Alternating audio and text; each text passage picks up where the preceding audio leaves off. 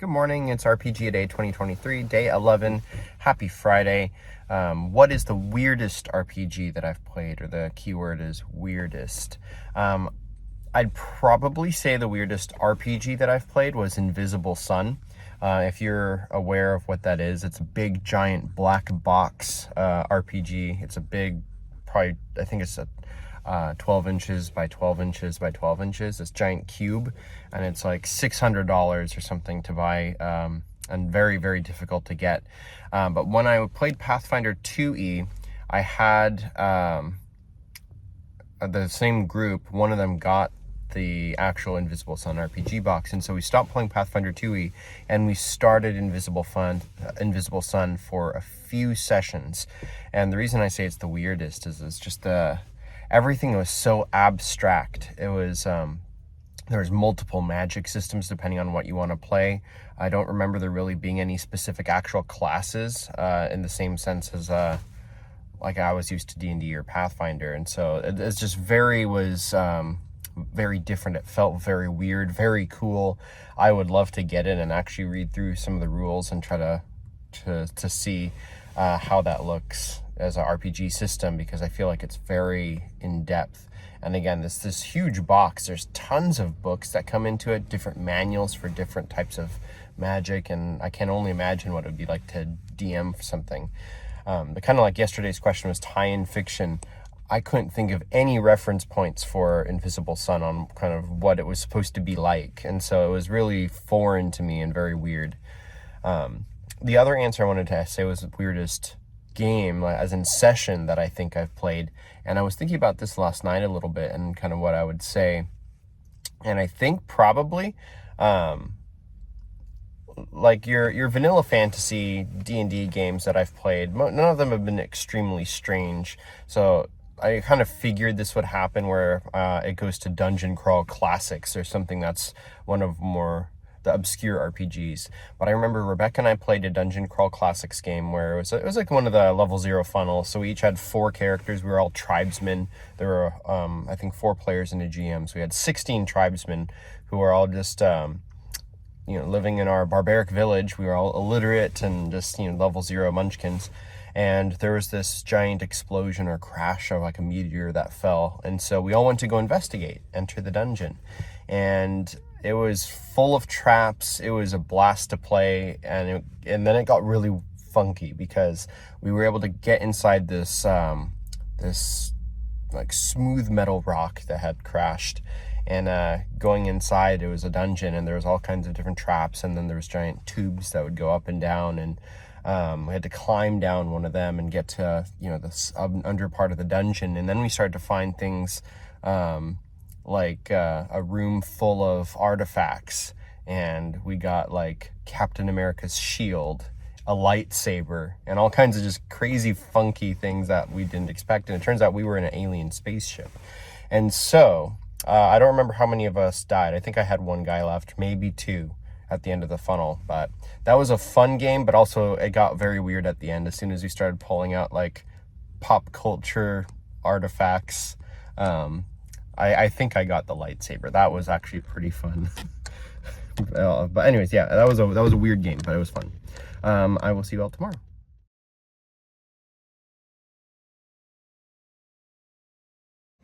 Good morning, it's RPG Day, and it's time to catch up. I've been away at Ren Fair, so it's time for me to catch up. So day 12 is where I left off, and that is the oldest RPG I still play. And for me, I don't play that many RPGs right now, so it was kind of hard for me to think about it. Right now I'm just running Mech Hack, and I play Ubiquity a lot. I don't play D&D anymore, really. That would be the oldest game that I still play, but it's been so long since I have played it, I don't really count that. Travelers, I guess, a pretty old game. Just thinking about my bookshelf, I have old games, I just don't play them very much or at all, so it makes me think, like, how should I answer this? I guess an old game that I want to play is Vampire the Masquerade. I've been looking at my book a lot for that. That's a pretty old game, but I haven't played it before, so still. I guess thinking about just the keyword, still. I still play RPGs in general, and that will never stop, so we'll go with that. I will still play RPGs forever.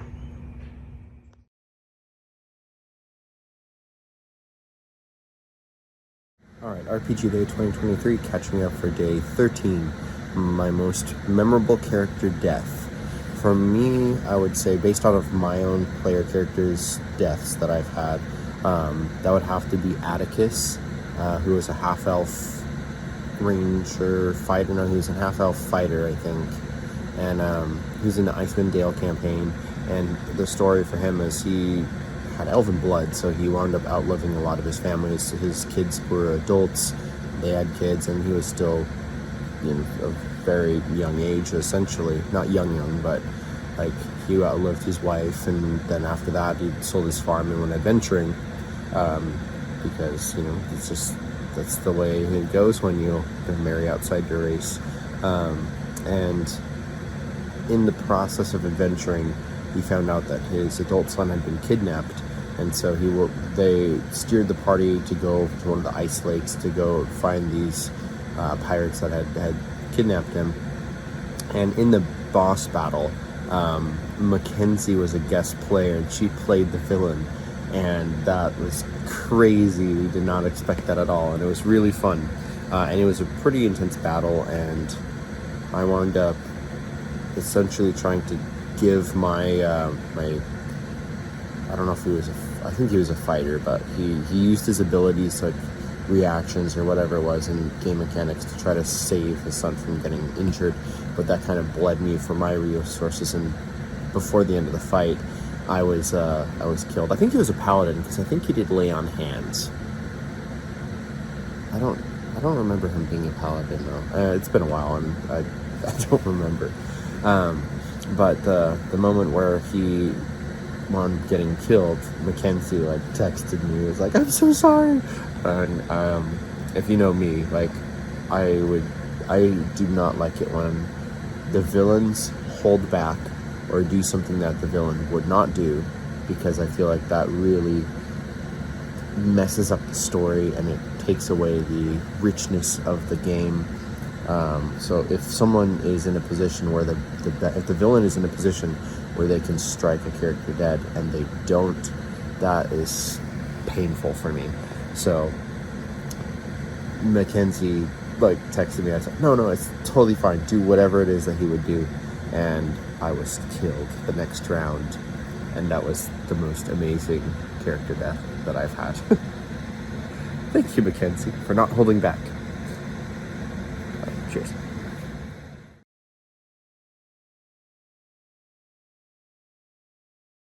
Alright, yesterday's question for RPG Day 2023, Day 14. What is my favorite convention purchase? So, I have only ever been to one convention. Actually, I've been to this convention twice, Dragonflight Con in Bellevue, Washington. The first time we went, Rebecca and I had a really fun time. We played in one, I think it was an Adventures League D&D game.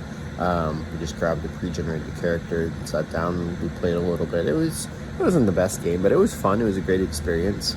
And then we were wandering around. We were gonna play in another one, and then we got a call from my parents that our kids, our youngest daughter, she had chicken pox, which she didn't. She just had a couple mosquito bites. Actually, she had a lot of mosquito bites, but we kind of panicked and dropped everything and left the convention. So that kind of sucked. That was a couple years ago, several years ago now.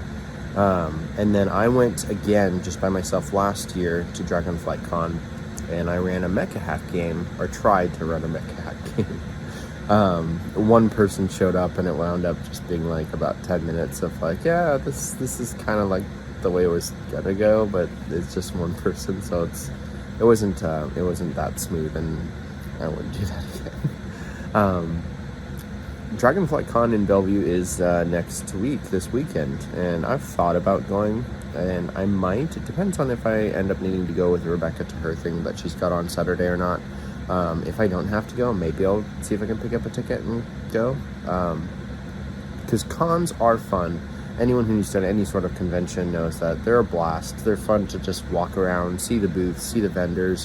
One of my favorite things about conventions is seeing the wargaming tables, because they always have the most beautiful spread for terrain and miniatures, especially the old like World War II reenactment miniature games, those war games where you can play as you know, the Brits or the French or the Germans or whatever in World War II, and you've got like panzers and troops, infantry. It just looks so much fun.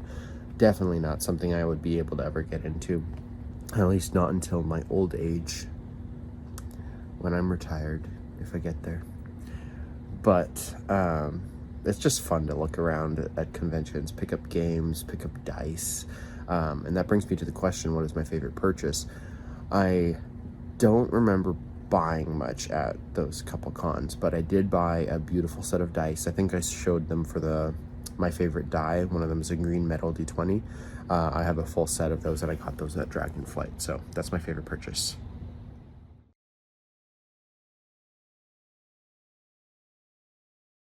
Hello, it's RPG Day 2023, and it's day 15. I am finally caught up, and we are about halfway done with the RPG a Day month.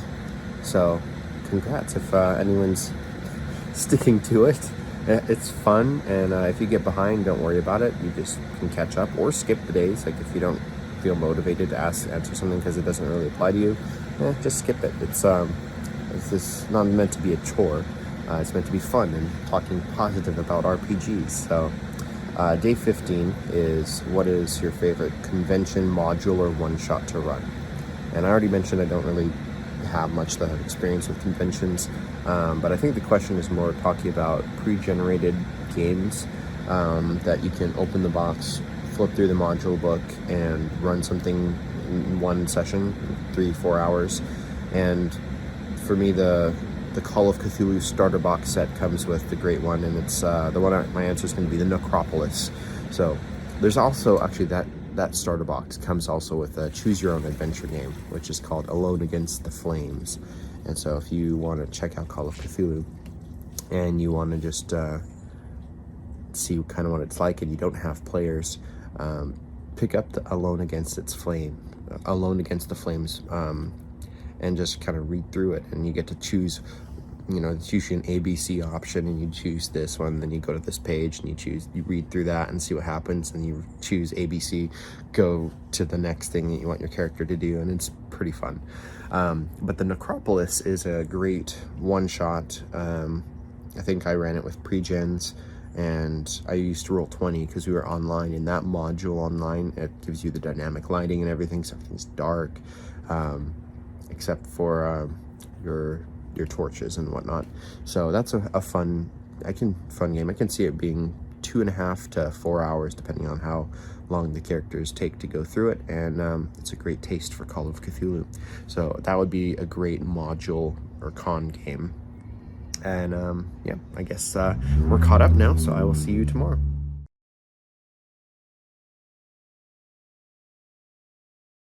Good morning, it's RPG Day 2023, and it's day 16.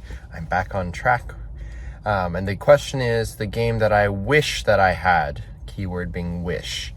I have like 5 or 6 games that are next up on my to-buy list. But I think especially coming out of a Renaissance Fair, which was really fun over the weekend, the one that's kind of pushed its way to the top of my list was Pendragon by Chaosium. I know they just released a starter set, which is probably something I'll buy soon-ish. We'll see when that happens. But it looks really good. I've been wanting to get Pendragon, especially all the games that I've gotten recently, like Ars Magica and the other one with the Castle Falkenstein. They're all kind of set in a kind of European setting, and I really am enjoying that theme a lot recently. And Pendragon is much more Arthurian, King Arthur-ish, and that's a setting I think would be really fun to play in. I like what I've heard about Pendragon, about how they have different virtues that the characters have to kind of follow, and the starter box is probably all that I would get unless it really looks great, but it sounds like it's got all the basic rules, some pre-gen characters, a standalone adventure, like a single player adventure. Just yesterday I was talking about how Chaosium, for their Call of Cthulhu starter box set, they had a single player choose your own adventure for Call of Cthulhu, and it looks like Pendragon has one too, and I think that's awesome, especially to get someone like me who probably won't really be able to play it with a group anytime soon. It's enough incentive to maybe pull the trigger and get the starter box set and get to at least dabble. So Pendragon, the new starter box set from Chaosium.